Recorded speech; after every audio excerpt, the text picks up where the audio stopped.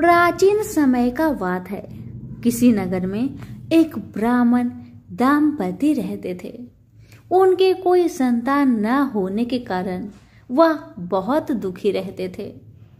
हर मंगलवार को ब्राह्मण देवता वन में हनुमान जी का पूजन करने जाता था। वह पूजा करके बजरंग बली से एक पुत्र की कामना करता था। उसकी पत्नी भी मंगलवार के दिन व्रत के अंत में हनुमान जी को भोग लगाकर ही भोजन करती थी। एक बार व्रत के दिन ब्राह्मणी ने भोजन नहीं बना पाया और ना ही हनुमान जी को भोग लगा सकी। तब उसने प्रण किया कि वह अगले मंगलवार को हनुमान जी को भोग लगाकर ही भोजन करेगी। वह भूखी प्यासी 6 दिन तक पड़ी रही। मंगलवार के दिन वह बेहोश हो गई। हनुमान जी उसकी श्रद्धा और भक्ति को देखकर बहुत प्रसन्न हुए और उन्होंने आशीर्वाद स्वरूप में ब्राह्मणी को एक पुत्र दिया और कहने लगे कि यह तुम्हारी बहुत सेवा करेगा। अब बालक को पाकर ब्राह्मणी बहुत खुश हुई। उसने बालक का नाम मंगल रखा। कुछ समय उपरांत जब ब्राह्मण घर आए तो बालक को देख पूछने लगे कि ये बालक कौन है। तो पत्नी कहने लगी कि मंगलवार के व्रत से प्रसन्न होकर हनुमान जी ने उन्हें यह बालक दिया है। एक दिन मौका पाकर ब्राह्मण ने बालक को कुएं में गिरा दिया। घर लौटने पर ब्राह्मणी ने पूछा कि मंगल मेरा बेटा कहाँ है। तभी पीछे से मंगल मुस्कुराते हुए घर में प्रवेश किया। उसे वापस देखकर ब्राह्मण चौंक गया। उसी रात को बजरंग बली ने ब्राह्मण को सपने में दर्शन दिए और बताया कि यह पुत्र मैंने ही तुम्हारी पत्नी को दिया है। सच जानकर ब्राह्मण बहुत खुशी हुआ और अपनी गलती पर पछताने लगा कि मैंने अपने बेटे को कैसे कुएं में फेंक दिया। अब तो ब्राह्मण और ब्राह्मणी दोनों एक साथ नियमित रूप से मंगलवार का व्रत रखने लगे। मंगलवार का व्रत रखने वाले मनुष्य पर अपार कृपा होती है। प्रेम से बोलिए पवन पुत्र हनुमान की जय। प्राचीन काल में नंदक नामक एक विद्वान ब्राह्मण था। सुनंदा नाम की उसकी पत्नी को कोई संतान नहीं हुई तो उस बूढ़े ब्राह्मण ने किसी दूसरे की सुंदर गुणवती कन्या को अपनी पुत्री के रूप में गोद ले लिया। ऐसा कहा जाता है कि कन्या के अष्टांग नित्य ही बहुत सा सोना दिया करते थे, जिसकी बदौलत वह ब्राह्मण धन धान्य हो गया। इससे उसमें भारी मद और अभिमान आ गया। वह राजा की तरह रहने लगा। कन्या जब विवाह योग्य हो गई तो नंदक ने उसका विवाह सोमेश्वर नाम के एक ब्राह्मण युवक के साथ कर दिया। इस तरह वह कन्या से नित्य प्रति मिलने वाले स्वर्ण से वंचित हो गया। जब ससुराल से शुभ दिन देखकर सोमेश्वर अपनी पत्नी को अपने घर ले जाने के लिए चला तो रास्ते में रात हो गई। वन में अकेला देखकर निर्दयी नंदक ने सोमेश्वर की हत्या कर दी। पति को मरा देख ब्राह्मण पुत्री बहुत दुखी हुई। उसने पति के साथ मरने का निश्चय कर लिया। वह मरने की तैयारी कर ही रही थी कि मंगल देव वहां उपस्थित हुए और उन्होंने उसे वर मांगने को कहा। ब्राह्मण पुत्री ने कहा, हे देव, यदि आप मुझ पर प्रसन्न हैं तो मेरे पति को जीवित कर दे।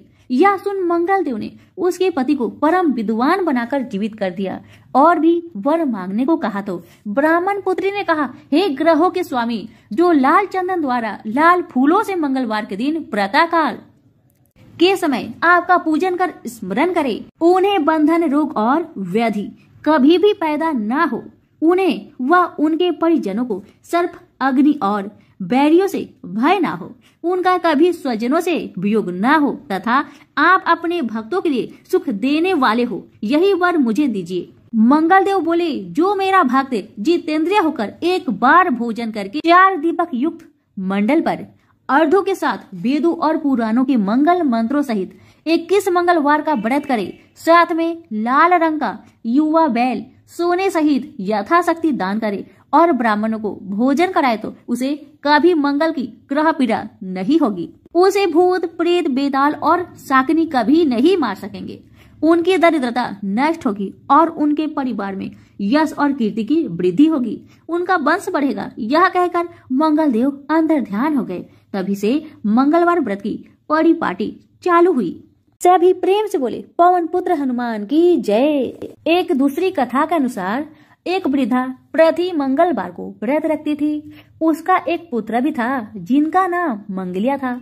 मंगल को बुढ़िया न तो गोबर लिपती थी न मिट्टी खोदती थी।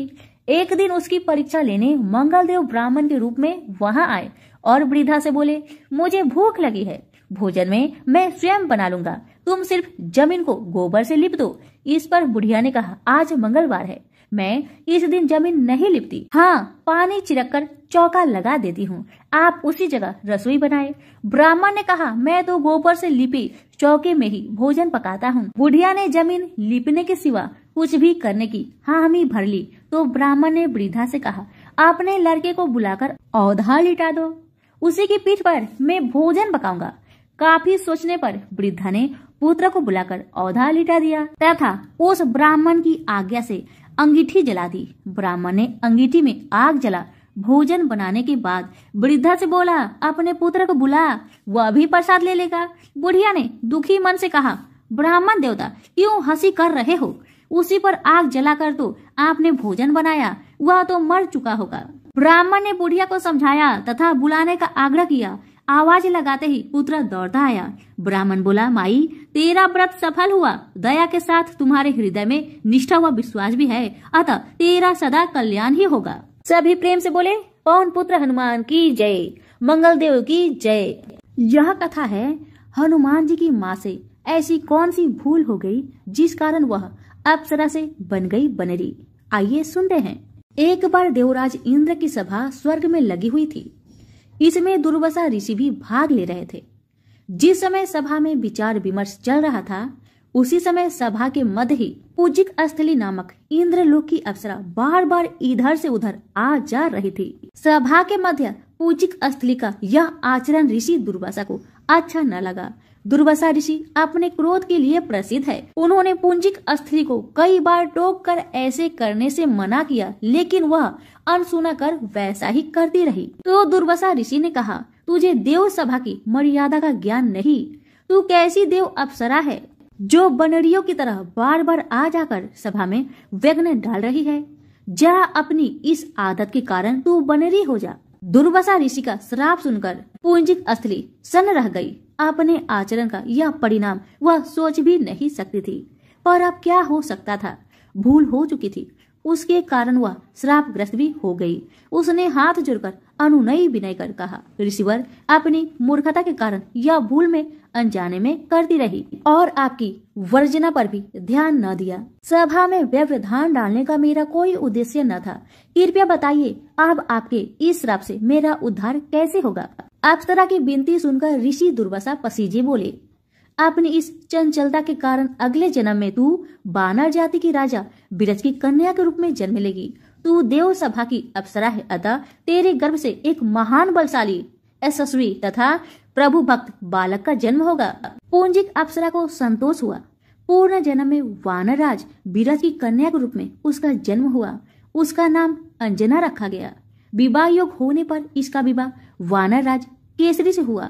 अंजना केसरी के साथ सुख पूर्वक प्रभास तीर्थ में रहने लगी। इस क्षेत्र में बहुत शांति थी तथा बहुत से ऋषि आश्रम बनाकर यज्ञ आदि करते थे।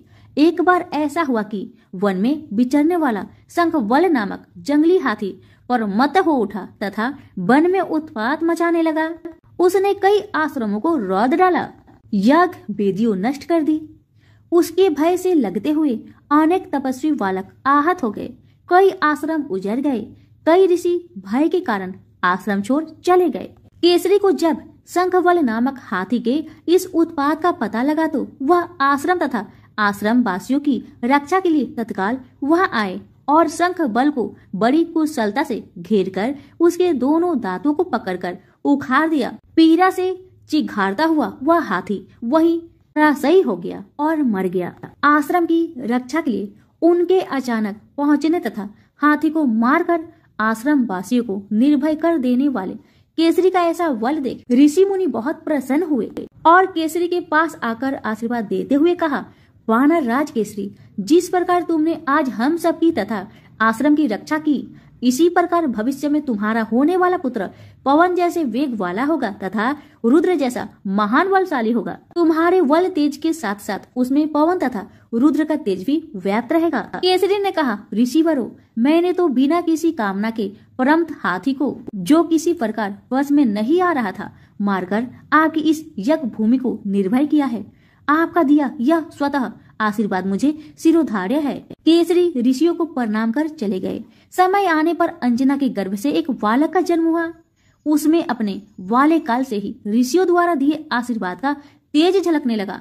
आश्रमों में वह पवन वेग की तरह जहां तहां पहुंच जाता। आश्रमों में विघ्न डालने वाले वन्य जीवों तथा दुष्ट व्यक्तियों को अपने अपार बल से खदेड़ देता। अपने इस पराक्रम से वह मदमत हो जाता तथा अपने साथियों के साथ वह आश्रमों में कीड़ा करने लगता। उसको खेलने से कोई रोकता तो वह उसको भी तंग करने लगता। बालक तो था ही, उसके बाल कौतुक से जब ऋषियों को असुविधा होने लगी तथा उनके पूजा पाठ और यज्ञ में व्यवधान आने लगी, तो उन्होंने उसके स्वभाव में शांति के लिए आशीर्वाद जैसा श्राप दिया कि तुम अपने बल को हमेशा भूले रहोगे। जब कोई तुम्हें आवश्यक होने पर तुम्हारी बल का याद दिलाएगा, तब फिर तुम्हें अपार बल जागृत हो जाएगा। इससे वह बालक शांत स्वभाव का हो गया। केसरी नंदन यह बालक आगे चलकर हनुमान नाम से प्रसिद्ध हुआ। सीता जी की खोज के लिए जब कोई समुद्र पार करने का साहस नहीं कर रहा था और हनुमान जी चुप बैठे थे, तो जामवंत ने हनुमान जी को उनकी बल की याद दिलाई थी। तब उन्होंने समुद्र पार कर सीता की खोज की। प्रेम से बोले, पवन पुत्र हनुमान की जय। बात भगवान राम के जन्म से पहले की है, जब भील आदिवासी कबीले के मुखिया अज के घर बेटी पैदा हुई थी। उसका एक नाम ब्रह्मणा और दूसरा का नाम सबरी रखा गया। सबरी की माँ इंदुमती उसे खूब प्यार करती थी।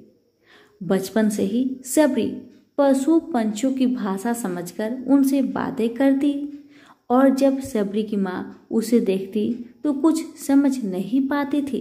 कुछ समय बाद एक पंडित ने सबरी के परिवार को बताया कि वो आगे चलकर सन्यासी बन सकती है। इस बात का पता चलते ही सबरी के पिता ने उसका रिश्ता तय कर दिया। जैसे ही शादी का दिन नजदीक आया, सबरी के घर वालों ने खूब सारी बकरियां और अन्य जानवर घर के पास लाकर बांध दिए। एक दिन सबरी की माँ जब उसके बाल बना रही थी तो उसने माँ से पूछा, इतने सारे जानवर हमारे घर क्यों लाए गए हैं?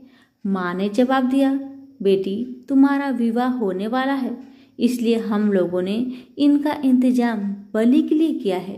तुम्हारी शादी के दिन बलि प्रथा होगी और फिर इनसे स्वादिष्ट भोजन बनाकर सबको परोसा जाएगा। ये सब सुनकर सबरी दुखी हो गई। काफी देर तक सबरी ने उन जानवरों को आजाद करने के बारे में सोचा। सोचते सोचते सबरी के मन में हुआ कि अगर ये जानवर यहाँ नहीं होंगे तो इनकी बलि रुक सकती है। ऐसा नहीं हुआ तो मेरे घर से कहीं चले जाने पर ही यह बलि रुकेगी। जब मैं ही नहीं रहूंगी तब न विवाह होगा और न ये बलि प्रथा। इससे मासूम जानवर बच जाएंगे। इसी सोच के साथ जानवरों को रखी गई जगह पर सबरी पहुंची।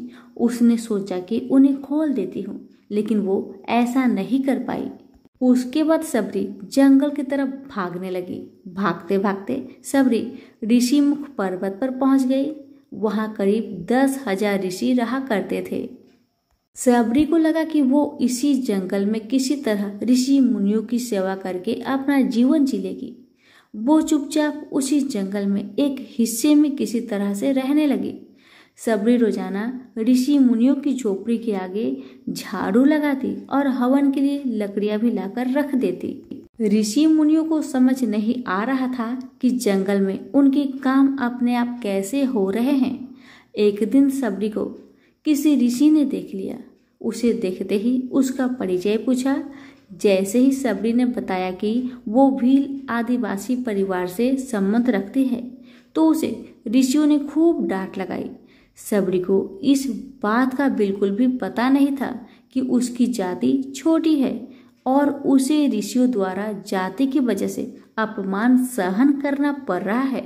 इतना सब होने के बाद भी सबरी हर ऋषि मुनि के दरवाजे पर पहुंचती और उनके आंगन में झाड़ू लगाकर उनसे गुरु दीक्षा देने के लिए कहती। हर कोई सबरी को उसकी जाति की वजह से अपने आश्रम से भगा देता था। ऐसा होते होते काफी समय बीत गया। उसके बाद सबरी मतंग ऋषि की कुटिया में पहुंची। वहां पहुंचकर मतंग ऋषि को सबरी ने बताया कि वो उनसे गुरु दीक्षा लेना चाहती है।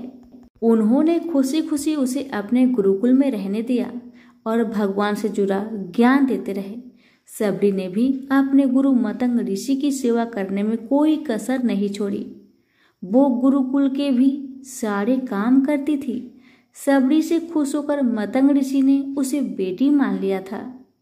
समय के साथ मतंग ऋषि का शरीर बूढ़ा हो गया। उन्होंने एक दिन सबरी को अपने पास बुलाया और कहा, बेटी, मैं अपना देह त्यागना चाह रहा हूँ। बहुत साल हो गए इस शरीर में रहते रहते। सबरी ने दुखी मन से कहा, आपके ही सहारे मैं इस जंगल में रह पाई हूँ। आप ही चले जाएंगे तो मैं जी कर क्या करूँगी। आप अपने संग मुझे भी ले जाइए, मैं भी देह त्याग दूंगी। मतंग ऋषि ने जवाब दिया, बेटी, तुम्हें चिंता करने की जरूरत नहीं। राम तुम्हारी चिंता करेंगे और ध्यान भी रखेंगे। सबरी ने राम का नाम सुनते ही बाद में पूछा, वो कौन है और उन्हें मैं किस तरह से ढूंढूंगी। मतंग ऋषि ने बताया, राम कोई और नहीं, भगवान है। वे तुम्हारे सारे अच्छे कर्मों का फल देंगे। तुम्हें उन्हें ढूंढने की कोई जरूरत नहीं है। वो एक दिन खुद तुम्हें खोजते हुए इस कुटिया में आएंगे और तुम्हें उनके हाथों की मोक्ष मिलेगी। तब तक तुम इसी आश्रम में रहो। इतना कहते ही ऋषि मतंग ने अपना शरीर त्याग दिया।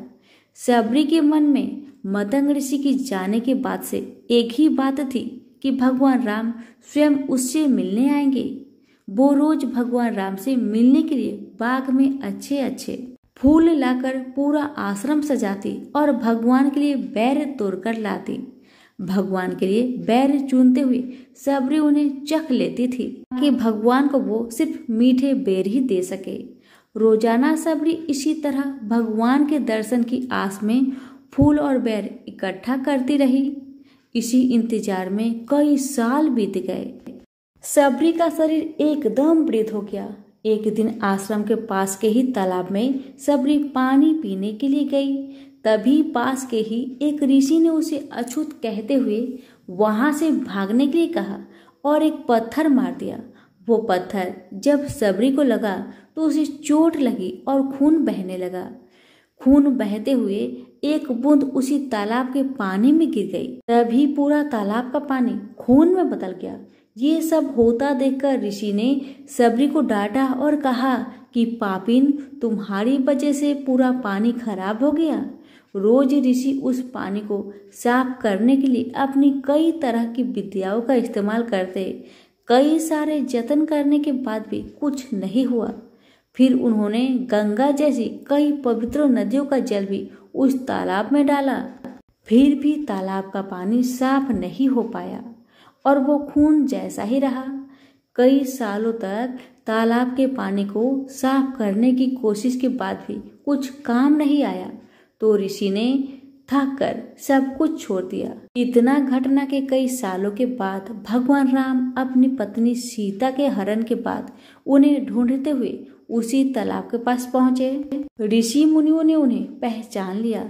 भगवान को वहां देखकर ऋषियों ने तालाब का पानी साफ करने के लिए भगवान को अपने पैर उसमें डालने के लिए कहा, लेकिन पानी जैसा का तैसा ही था।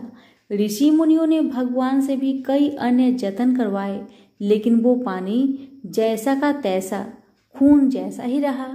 तब भगवान ने ऋषियों से पानी के रक्त में बदलने की कहानी पूछी तब ऋषि ने सबरी को पत्थर मारने वाली सारी बात बता दी। उसके बाद कहा कि वो महिला ही अपवित्र है, छोटी जात की है, इसलिए ये सब हुआ है। उसी वक्त भगवान राम ने कहा, ये सब तो आप लोगों के खराब वचनों से हुआ है। सबरी को इस तरह से शब्द बोलकर आप लोगों ने उसे नहीं बल्कि मेरे दिल को घायल किया है। इसी घायल दिल के रक्त का प्रतीक यह तालाब लाल पानी है। आगे भगवान राम बोले, कहाँ है वो माई, मैं उनसे मिलना चाहता हूँ। तब तक सबरी उसी तालाब के पास पहुँच जाती है। इस दौरान सबरी के पैर को ठोकर लगती है और कुछ धूल उस तालाब में गिर जाती है। तभी सारा पानी साफ हो जाता है। भगवान सबसे कहते हैं, देखिए आप लोगों ने क्या कुछ नहीं किया, लेकिन पानी साफ नहीं हो पाया। अभी सिर्फ इनके पैर की थोड़ी सी धूल ने ही तालाब का पानी साफ कर दिया।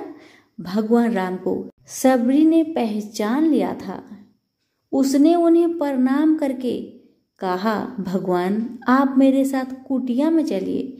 भगवान भी खुशी खुशी सबरी के साथ चल पड़े। फूलों से सबरी ने भगवान राम का स्वागत किया। वो सीधे सीधे बैर तोड़ने के लिए बाग में गई और चख चख कर उनके लिए बैर लेकर आई। उन्होंने बड़े ही प्यार से भगवान राम और उनके भाई लक्ष्मण को बैर दिए। भगवान राम ने भी उतने ही प्यार से उन बैर को खाना शुरू किया। तभी बैर देखकर मुंह बनाते हुए लक्ष्मण ने कहा, भैया ये बैर जूठे हैं, इन्हें आप कैसे खा सकते हैं?